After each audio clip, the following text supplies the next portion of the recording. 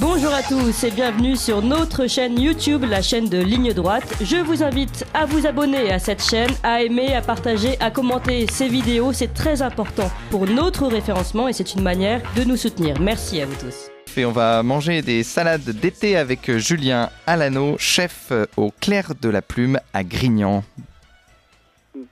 Bonjour. Bonjour Julien Alano.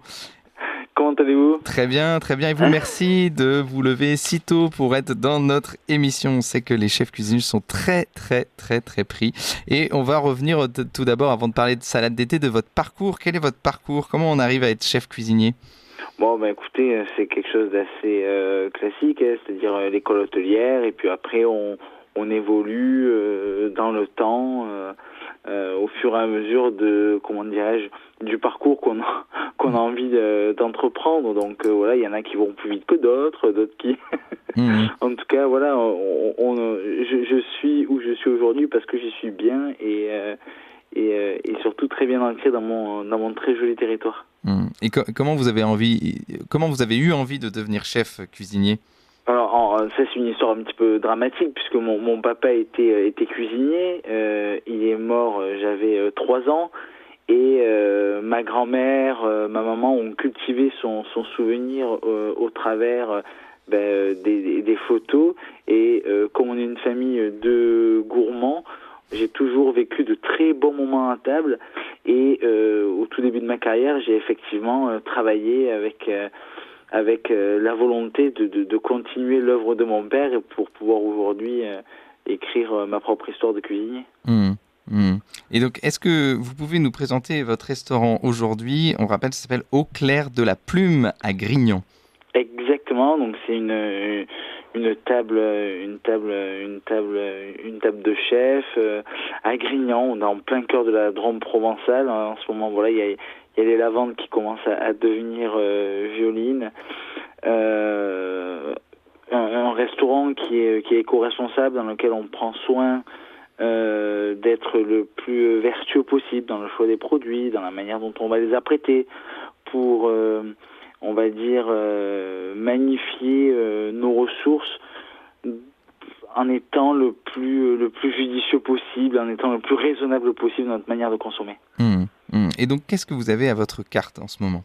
En ce moment, on a un plat, on parle des salades, on a un plat qui est 100% terre de Drôme, donc c'est un plat qui est composé qu'avec des produits drômois et notamment de mon jardin, puisque j'ai un jardin qui approvisionne à peu près 80% de ma consommation de légumes aujourd'hui, produits en bio, donc on a de la betterave, du fenouil, du chou-rave, de la cébette, des herbes fraîches en pagaille, moutarde métis, donc ça ce sont des variétés de salade, moutarde, métis, rosulaire, oxalis, et on va faire quelques légumes donc cuits, crus, qu'on va s'amuser à tailler de manière différente, et tous ces légumes-là, pour moi, c'est un joli camailleux d'abord de couleurs, puisque on est tout autour de vert plutôt tendre jusqu'au vert plutôt foncé.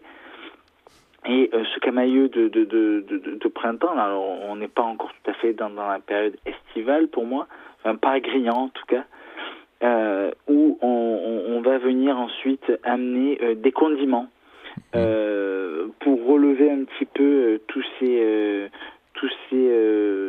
légumes-là, avec du chèvre frais de Grignan. On a l'olive noire de Nyons. Ensuite, on a les premières courgettes, donc on va faire un pesto de courgettes avec les amandes d'Hervé Lauzier. Et tous ces éléments-là vont faire un joli morceau de jazz culinaire, j'ai envie de dire. Vous voyez, je fais toujours le parallèle entre la cuisine et la musique. Et quand on écoute un morceau de musique, il y a plein de tonalités différentes. Il y a des moments où il y a des petits soupirs, il y a des moments où c'est plus péchu. Et bien là, cette assiette-là, c'est exactement ça. Et vous vouliez nous parler de la salade d'été en particulier. Donc, vous avez de la salade d'été à votre carte. Et pourquoi c'est une de vos spécialités ? Parce que je trouve toujours intéressant de travailler des produits. Enfin, ma cuisine est faite de produits assez basiques, j'ai envie de dire, mais qui sont cultivés avec le plus grand soin, qui sont cueillis avec une extrême fraîcheur, hein, puisque comme je vous le disais, j'ai ce jardin-là qui est à 4 km de la maison, et avec tous ces produits-là qui peuvent être a priori basiques du quotidien, on peut en sortir de très grands plats, parce que justement ils ont cette énergie, cette vigueur. C'est une cuisine du vivant, et on la retrouve dans l'assiette parce que justement on a pris soin de chacun de ces produits à partir du moment où on l'a planté, où on l'a cultivé, jusqu'au moment où on va l'apprêter. Et toute cette énergie que le produit nous transmet, on est là pour la transmettre ensuite à table à nos clients. Et pour les gens qui n'auraient malheureusement pas l'occasion de venir jusqu'à vous, est-ce que vous avez une recette facile de salade d'été pour nos auditeurs ? Bah oui, bien sûr. Regardez, en fait, c'est pas tant une salade. J'ai envie plutôt de travailler, vous savez, sur la manière dont on va assaisonner cette salade. Parce que la salade d'été, moi la salade, je l'aime le plus simplement du monde, hein. Alors après, on peut travailler avec de la sucrine ou autre. Après, on peut composer des salades avec tous les légumes du marché qu'on peut trouver. Mais c'est surtout la manière dont on va l'assaisonner, dont on va la relever, cette salade qui est très importante.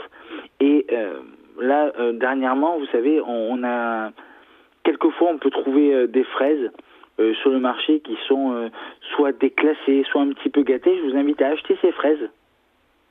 Vous n'allez pas les acheter très très cher, vraiment, c'est des fraises à confiture là, très souvent. Et ensuite vous allez prendre un vinaigre blanc. Donc vous savez, c'est le vinaigre ménager qui est à 6%. Le vinaigre blanc qu'on va mettre, vous savez, dans les fers à repasser.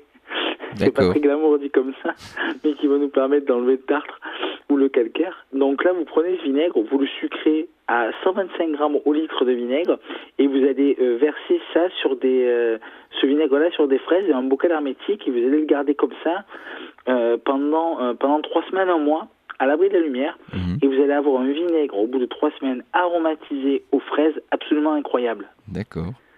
Donc vous voyez, juste un trait de vinaigre sur une petite salade de tomates, le vinaigre de fraises comme ça, et quelques éclats de chèvre frais juste posés dessus, un filet d'huile d'olive, du sel et du poivre, et c'est déjà le début du bonheur.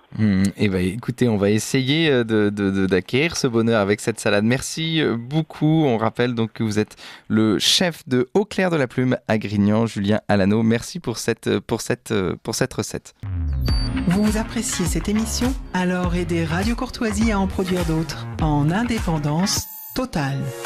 Rendez-vous sur soutenir.radiocourtoisie.fr. Merci d'avance.